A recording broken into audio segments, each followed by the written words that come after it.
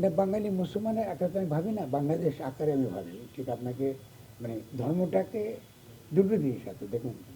সেটা হচ্ছে যে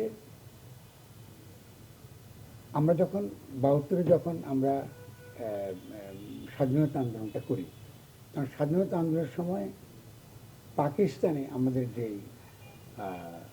মানে পাকিস্তান রাষ্ট্র আমাদের সঙ্গে যে বিরোধের জায়গাটা জড়িয়েছিল, পাকিস্তানে আমাদের কি হয়েছে, দ্বন্দ্বটা ছিল যে পাকিস্তান একটা বিশেষ ধরনের মতাদর্শ আমাদেরকে চাপিয়ে দিয়েছে। এই মতাদর্শটা ছিল এই যে তারা আমাদের এখানে বাঙালি হিসেবে আমাদের যে বিকাশটা দরকার জরুরি ছিল, মানে ভাষা ও সাংস্কৃতিকভাবে, সেই বিকাশটাকে তারা গ্রহণ করতে পারেনি। ফলে এই এই যে দ্বন্দ্বটা তৈরি করেছিল, এই দ্বন্দ্বটা ছিল আসলে একটা আর্টিফিশিয়াল।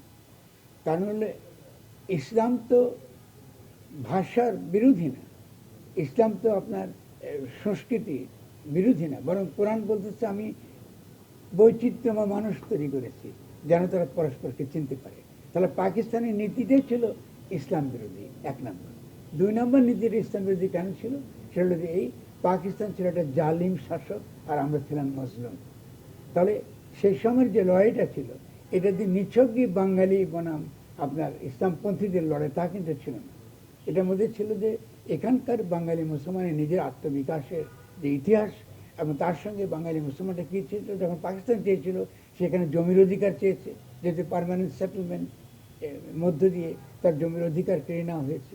ফলে এই বাঙালি মুসলমান তার জমির অধিকারের জন্য এবং পাশাপাশি তার যে ভাষা এবং সাংস্কৃতিক যে অধিকার, এটা ৪৭-এর পরে সে ব্যাপারে সে আত্মসমর্পণ হয়ে ওঠে।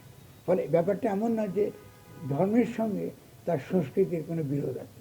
সেই সময় থেকে সে বাঙালি বলতে বুঝতো মূলত পশ্চিমবঙ্গে গড়ে ওঠা যে বাঙালি সংস্কৃতি, উচ্চবর্ণে হিন্দু যে সংস্কৃতি। কিন্তু পরবর্তী সে ধীরে ধীরে যখন আত্মসচেতন হয়ে উঠলো, সে দাবি করা শুরু করলো, বুঝতে শিক্ষা করলো, মানে বুঝতে শুরু করলো যে বাঙালি বলতে আসলে বাংলাদেশের জনগণকে বোঝায়, ভারতের জনগণকে না। ভারতের জনগণ ভারতীয়, বাঙালি রাষ্ট্র যদি কিছু হয়ে থাকে এটা হলো বাংলাদেশ। এবং এই রাষ্ট্র বাঙালি রাষ্ট্র হতে পেরেছে ইসলামের জন্য। This is very important. এই যে প্রশ্নটা আমি যেভাবে মীমাংসা এখন করলাম, এই মীমাংসার মধ্য দিয়ে আমাদেরকে সামনে এগিয়ে যেতে হবে। আমরা কি ভাবতাম, ইসলামের সঙ্গে আমাদের ভাষা এবং সংস্কৃতি একটা বিরোধ আছে, কিন্তু আমরা দীর্ঘ লড়াইয়ের মধ্য দিয়ে বাংলাদেশে মীমাংসা হয়ে গেছে ইসলাম এবং ভাষা ও সংস্কৃতির যে তথাকথিত বিরোধ, একদিকে সেকুলাররা, অন্যদিকে ইসলামপন্থীরা মানে জাতিবাদী ইসলামীরা, যে এটাকে টিকিয়ে রাখে, এটা ভুয়া। এবং আমাকে আলাদা করে বাঙালি মুসলমান বলবার কোনো দরকার নেই, বাঙালি মাত্রই বাঙালি মুসলমান। এটা আশা করি এটা বুঝতে পারছেন, বাঙালি মাত্রই বাঙালি মুসলমান। কারণ বাঙালির একটা মাত্রই রাষ্ট্র আছে, তার নাম হচ্ছে বাংলাদেশ, ঠিক আছে তো। আর ভারত রাষ্ট্রটা, সেখানে আছেন বাঙালিরা, কিন্তু সেটা বাঙালির রাষ্ট্র নয়, এবং তারা নিজেদেরকে রাজনৈতিকভাবে ভারতীয় গণ্য করে। এটা খুবই ভালো আপনাকে বুঝতে হবে। আমি বাংলাদেশি অবশ্যই, কিন্তু একই সঙ্গে আমি বাঙালিও বটে। কারণ আমার যে সংখ্যাগরিষ্ঠ বাঙালি লড়াইয়ের মধ্য দিয়ে কিন্তু আমি রাষ্ট্রটা কায়েম করেছি, এবং এই রাষ্ট্রের মধ্যে অন্যান্য ক্ষুদ্র জাতিসত্তা তার ভাষা, তার সংস্কৃতি সহ আমার সঙ্গে একসঙ্গে বসবাস করছে। ফলে এটা আমাদের খুব ভালো করে বোঝা দরকার।